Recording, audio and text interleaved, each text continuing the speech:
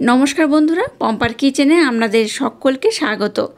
এখন কিন্তু পাকা তালের সিজন প্রায় শুরু হয়ে গেছে, আর এই পাকা তালের সিজনে একদম প্রথম একটা তালের রেসিপি আমি আপনাদের সাথে শেয়ার করছি। আজকের যে রেসিপিটা বানাবো সেটা হলো তেল ছাড়া পাকা তালের বড়া। তালের বড়া আমরা সবসময় বানিয়ে খাই, কিন্তু তেল ছাড়া পাকা তালের বড়া খেতে অসাধারণ হয়। যারা একদম তেল খেতে পছন্দ করেন না বা কোনো তেলে ভাজা পছন্দ করেন না, তারা এই পাকা তালের সিজনে একবার হলো পাকা তালের বড়াটা তেল ছাড়া আমার মতো বানিয়ে দেখতে পারেন। অপূর্ব খেতে লাগে, একবার খেলে দেখবেন বারবার বানাবেন। তাহলে চলুন দেরি না করে আজকের এই অপূর্ব স্বাদের পাকা তালের বড়ার রেসিপিটা দেখে নেওয়া যাক। আজকে পাকা তালের যে রেসিপিটা বানাবো তার জন্য দেখুন এখানে আমি একটা পাকা তাল নিয়েছি। দেখে বুঝতেই পারছেন তালটা কিন্তু বেশ পাকা, আর একদম ছোট সাইজের একটা পাকা তাল নিয়েছি। এখন তো পাকা তালের মৌসুম সবে মাত্রই শুরু হয়েছে, তো এই মুহূর্তে এরকম ছোট তাল একটা পাকা পেয়েছি, তো এটা দিয়ে একটা সুন্দর রেসিপি আপনাদের সাথে শেয়ার করব। আশা করছি আপনাদের ভীষণ ভালো লাগবে। তো প্রথমে তালটাকে কিন্তু আমি ভালোভাবে ছাড়িয়ে নেব, নিয়ে পাল্পটাকে বার করে নেব। আর কিভাবে কত সহজে তালের পাল্প আপনারা বার করবেন তার জন্য একটা আলাদা ভিডিও আমি আপনাদের সাথে শেয়ার করব। তো প্রথমে আমি পাকা তালের পাল্পটাকে একটু ভালোভাবে বার করে নেব, তারপর আমি নেক্সট টাইম আপনাদের সাথে শেয়ার করব। এবার দেখুন গ্যাসটাকে জেলে নিয়েছি আর একটা ফ্রাই প্যান বসিয়ে দিয়েছি। এই ফ্রাই প্যানটা গরম করে এর মধ্যে দিয়ে দেব এই কাপটার মাপ করে 1 কাপ সুজি, 1 কাপ দিয়ে দেবো আতপ চালের গুঁড়ি, আর 1 কাপ দিয়ে দেবো গমের আটা, দিয়ে দেবো সামান্য একটু লবণ। এবার সমস্ত শুকনো উপকরণগুলো একটু নাড়াচাড়া করে ভেজে নেব। খুব লাল করে কিন্তু ভাজা যাবে না, একটু হালকা নাড়াচাড়া করে ভেজে নিলেই হবে। আজকে পাকা তালের যে পিঠেটা বানাবো আশা করছি আপনাদের ভীষণ ভালো লাগবে। আর এই পিঠেটা বানাতে আমি কোনো রকম তেলের ব্যবহার করব না, তেল ছাড়াই আজকের এই পিঠেটা বানাবো। আশা করছি আপনাদের ভীষণ ভালো লাগবে। তো প্রথমে দেখুন সমস্ত শুকনো উপকরণ এইভাবে নাড়াচাড়া করে একটু ভেজে নেব। সমস্ত শুকনো উপকরণ দেখুন একটু নাড়াচাড়া করে ভেজে নিয়েছি। এবার দেখুন যে তালের পাল্পটাকে আমি বার করে নিয়েছি, এখান থেকে আমি একই কাপের মাপ করে 1 কাপ দিয়ে দেব।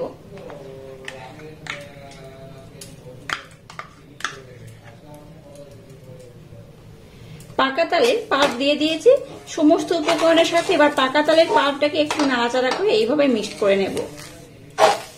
যদি আপনারা মনে করেন এখানে একটু জল বা দুধের প্রয়োজন আছে ব্যবহার করতে পারেন, তবে এটাকে আমি যখন কড়ার মধ্যে নাড়ছি তখন মনে হচ্ছে যেটা শুকনো রয়েছে, কিন্তু যখন এটাকে হাত দিয়ে মাখাবেন তখন কিন্তু একটা ডো হয়ে যাবে। তাই এখানে কিন্তু আমি জলের ব্যবহার করব না। যে কাপের মাপ করে সমস্ত উপকরণ ব্যবহার করেছি ওই কাপের মাপ করে নিলেই কিন্তু এখানে জল বা দুধের প্রয়োজন হবে না। তাও যদি লাগে একটু জল আপনারা ব্যবহার করতে পারেন। সমস্ত উপকরণ দেখুন একটু নাড়াচাড়া করে আমি মেখে নিয়েছি। এবার আমি গ্যাসটাকে বন্ধ করে দিলাম। এবার দেখুন এই মিশ্রণটাকে আমি এই কাঁচের পাত্রের মধ্যে ঢেলে নেব। এটাকে ঢেলে একটু হালকা ঠান্ডা করে নেব। খুব ঠান্ডা হলে যেমন হবে না, আবার খুব গরম থাকলেও হবে না। এইভাবে এই পাত্রে নিয়ে একটু হালকা ঠান্ডা করে নেব যাতে আমি এটাকে মাখতে পারি। আর যদি মনে হয় আর একটু তালের পাল্প ব্যবহারও করতে পারেন, তাতে করে জল বা দুধের কিন্তু প্রয়োজন হবে না, একটু তালের পাল্প বেশি করে দিলেই হবে। এবার এই মিশ্রণটাকে একটু আমি ঠান্ডা করে নিয়ে তারপর মাখবো। মিশ্রণটাকে দেখুন আমি কিন্তু মোটামুটি ঠান্ডা করে নিয়েছি। এবার মিশ্রণটাকে আমি খুব সুন্দর করে মেখে নেব। এখানে চাইলে কিন্তু একটু জল, দুধ কিংবা তালের পাল্পও ব্যবহার করতে পারেন।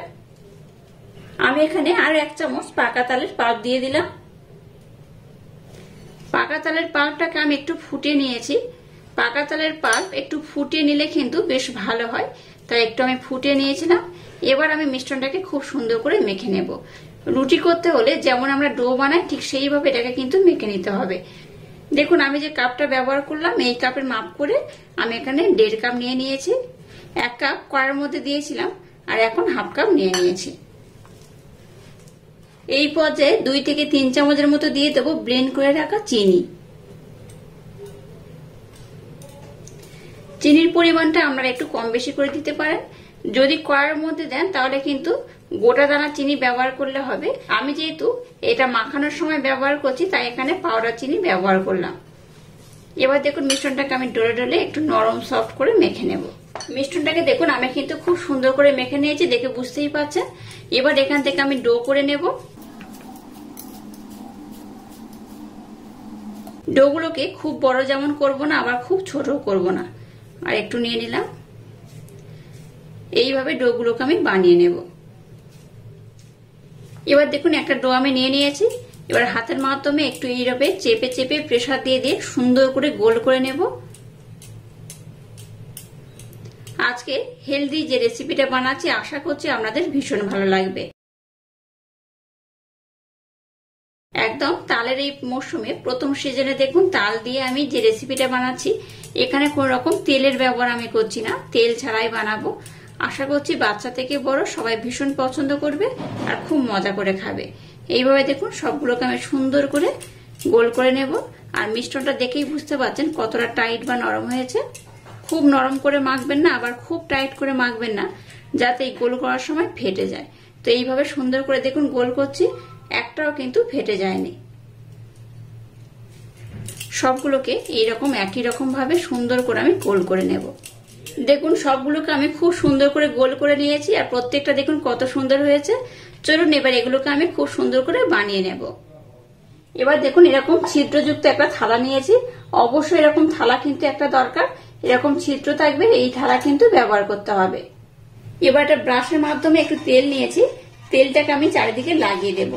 আমি কিন্তু রেসিপিটা বানানোর জন্য তেলের ব্যবহার করছি না, জাস্ট এইভাবে তেলের প্রলেপ একটু না লাগিয়ে দিলে এটাকে আমি যখন ভাপাবো তখন কিন্তু এই পাত্রের গায়ে লেগে যাবে।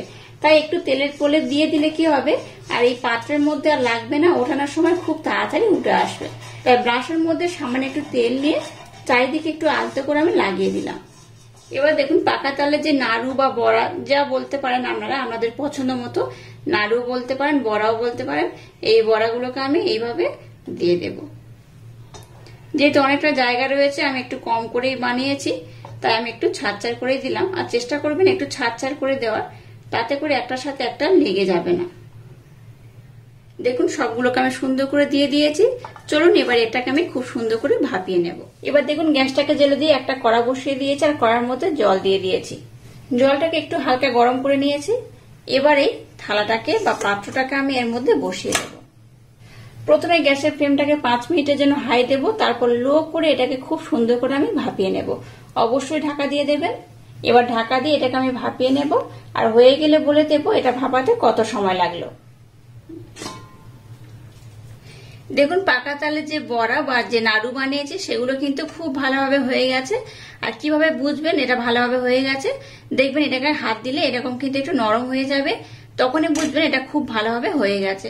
তো এবার আমি গ্যাসটাকে বন্ধ করে দিলাম।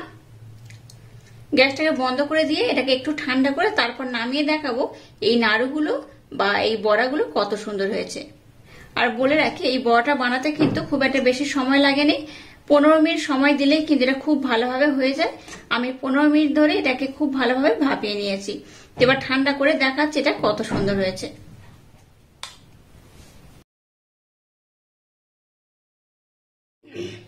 দেখুন পাকা তালে যে আমি তেল ছাড়া যে ভাপানো বড়া বানিয়েছি একদম রেডি হয়ে গেছে। আর কত সুন্দর হয়েছে দেখুন, একটা কেটে আমি আপনাদের দেখাচ্ছি এটা কত সুন্দর হয়েছে। এটা দেখতে যেমন সুন্দর, খেতে কিন্তু তেমনই অপূর্ব অসাধারণ। এটা বেশ কিন্তু শুকনো শুকনো হয়। আচ্ছা বলে রাখি, এই দেখুন ভিতরটা কতটা সুন্দর হয়েছে, কতটা নরম হয়েছে, কতটা সফট হয়েছে দেখে বুঝতেই পারছেন। আপনারা চাইলে কিন্তু এইভাবেও খেতে পারেন, আর এটা ভাপানোর পর তেলে ভেজেও নিতে পারেন।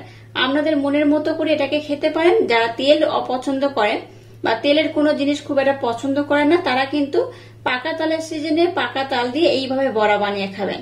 আর যারা মনে করবেন যে তেল খেতে পছন্দ করেন তারা এটাকে কিন্তু তেলে ভেজে নেবেন। তো দুরকম পদ্ধতি অবলম্বন করে আজকের এই রেসিপিটা আপনারা বানাতে পারেন। আশা করছি আজকের এই রেসিপিটা আপনাদের ভীষণ ভালো লেগেছে। আজকের এই অপূর্ব স্বাদে পাকা তালের রেসিপিটা যদি আপনাদের ভালো লাগে তাহলে চ্যানেলটাকে লাইক, শেয়ার, কমেন্ট এবং সাবস্ক্রাইব করবেন, আর পাশে থাকা বেল আইকনটা প্রেস করে দেবেন।